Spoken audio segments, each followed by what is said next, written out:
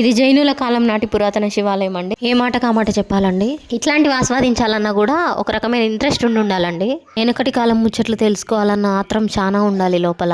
అట్లాంటి వాళ్ళకి ఇట్లాంటి ప్లేసెస్ చాలా థ్రిల్లింగ్ అనిపిస్తాయండి. నాకైతే భలే తపన ఉంటది ఇట్లాంటివి తెలుసుకోవాలని. ఒంటరిగా ఉన్నప్పుడు ఎప్పుడైనా ఆలోచిస్తా అండి, టైం మిషన్ దొరికితే బాగుండేది, ఇట్లా వెనకటి కాలంలోకి పోయి చూసి వస్తే బాగుండేది అనిపిస్తుంది. ఈ గుడిని చూస్తుంటే అర్థమవుతుందండి ఎంత పురాతనమైనది అనేది.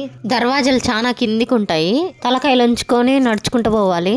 నాకైతే ఈ గుడి చూసినంతసేపు మైండ్ లో ఆలోచనలు తిరుగుతూనే ఉన్నాయి. ఎట్లా చెక్కినారు కావచ్చు, ఆ లిపి ఉన్న అర్థం ఏంటిది కావచ్చు, ఎట్లాంటి సూపర్ కంప్యూటర్స్ లేని కాలం వీళ్ళు ఇంత గొప్పగా ఎట్లా బతికినారు. ఇంకా అది జైనుల కాలం నాటిదంటండి. ఇక్కడ జైన మత వ్యాప్తి, జైన మత ప్రచారం చాలా జరిగింది. అప్పుడు వాళ్ళు నడిచిన నేల కదా అది. ఇప్పుడు మనం చూస్తున్నాము, మనం అక్కడే ఉన్నాము అన్న ఆనందం నాకు చాలా ఎక్కువ అనిపించిందండి అక్కడ ఉన్నంతసేపు. మొదట్లోనే చెప్పిన కదండి, ఇట్లాంటి ఆస్వాదించాలన్నా గానీ ఒకలాంటి ఇంట్రెస్ట్ ఉండాలి.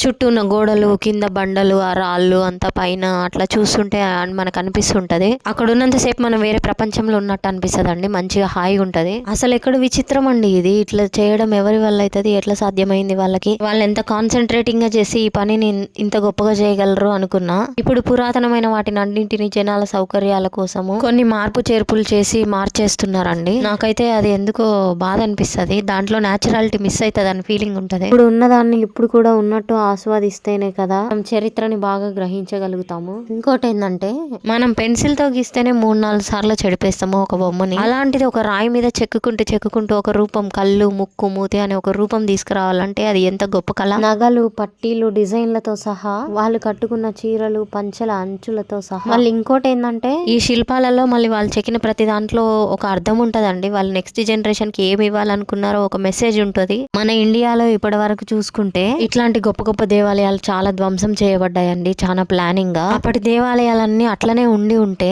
ఇన్ని హాస్పిటల్లు పెరిగేవి కాదు, ఇంతమంది సైకియాట్రిస్టులు, సైకాలజిస్టులు వచ్చి ఉండేవాళ్ళు కాదు. యోగా అనే పదానికి స్పెషల్ గా ఇంట్రడక్షన్ ఇవ్వాల్సిన అవసరం వచ్చేది కాదు. యోగాకి స్పెషల్ క్లాసెస్ పెట్టి నేర్చుకోవాల్సిన అవసరం వచ్చేది కాదు. ఇన్ని అరాచకాలకి, అధర్మాలకి, అన్యాయాలకి కూడా తావు దొరికి ఉండేది కాదు. అయితే వీటన్నింటికి గుళ్ళకి ఏం సంబంధం అని మీరు అనుకుని ఉండొచ్చు. గుడులు అంటే శక్తి కేంద్రాలు. మన మునులు, ఋషులు వాళ్ళ తపోశక్తులతోటి, వాళ్ళు జీవిత పర్యంతం సాధన చేసి సంపాదించిన జ్ఞానంతోటి గుళ్ళని ప్రాణ ప్రతిష్ఠ చేస్తారు. ఇంకా వీటి వెనకాల మనకు తెలియని చాలా కారణాలు ఉంటాయి. కాబట్టి మనిషికి ఇట్లాంటి వాటి వల్ల చాలా సత్వగుణం అలవాటైపోతుంది. మన మునులకు, ఋషులకి ఎంత వాక్శక్తి లేకపోతే వాళ్ళన్న మాటలు నిజమైతాయండి. అందుకే కదా శాపాలు అనే కాన్సెప్ట్ ఉండేది అప్పట్లో. ఇప్పటికీ ఎక్కడైతే గుళ్ళు ఎక్కువ ధ్వంసం చేయబడలేదో ఆ ఏరియాలలో చాలా అద్భుతంగా, చాలా సుసంపన్నంగా, మన భాషలో చెప్పాలంటే పాజిటివ్ వైబ్స్ తో కలకలలాడుతుందని అర్థం. ఎట్లాంటి కారణం లేకుండానే ఆనంద పారవశ్యంలో మునిగిపోవడమే జీవిత పరమార్థం అన్న విషయం ఇప్పటి కాలంలో అసలు ఎవరికీ తెలియదండి.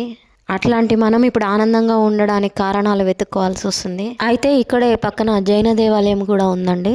మనకి దాంట్లో కూడా రూల్స్ ఉంటాయి. వీడియోస్ అలౌ చేయరు, ఫోన్ అలౌ చేయరు. తల మీద చున్నీ కప్పుకొని పోవాలి లోపలికి పోయేటప్పుడు. అక్కడ చాలా మంది జైన తీర్థంకరుల విగ్రహాలు ఉంటాయి. లోపల చాలా ప్రశాంతంగా ఉంటదండి. అయితే ఇప్పటికీ జైన మతం ఫాలో అయ్యే వాళ్ళు అక్కడ ఉన్నారండి. తెల్ల వస్త్రాలు కట్టుకొని అక్కడికి వచ్చి తీర్థంకరుల విగ్రహాల ముందు కూర్చొని ఏదో ప్రార్థన లాగా చేయడం అట్లా చేస్తున్నారు మేము చూసినప్పుడు. లోపల అయితే చాలా సైలెంట్ గా ఉండాలన్న రూల్ ఉంటదండి. ఇక్కడ గుర్ర బండ్లు కూడా ఉన్నాయండి. ఒకవేళ ఇంట్రెస్ట్ ఉంటే మనం అక్కడ ఎక్కితే కొంచెం డబ్బులు తీసుకొని వాళ్ళు ఒక రౌండ్ తిప్పిస్తారు. మేము ఎక్కిన గుర్రం పేరు రాము అంట. అయితే ఈ వీడియో చివరన మీరు జైన దేవాలయం బయట నుంచి కొంచెం చూడొచ్చు. ఇంకొక విషయం ఏంటంటే అండి, అప్పటిలాగానే ఈ శక్తి కేంద్రాలు ఉంటే, ధ్వంసం చేయబడకపోయి ఉంటే సందుకొకరు జ్ఞానోదయం పొందిన వాళ్ళు ఉండే వాళ్ళంటండి ఇండియాలో.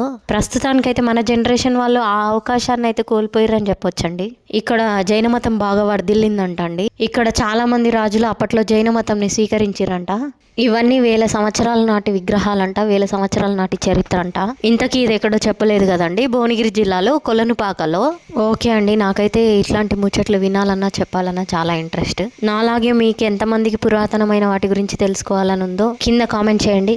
జై హింద్, జై భారత్.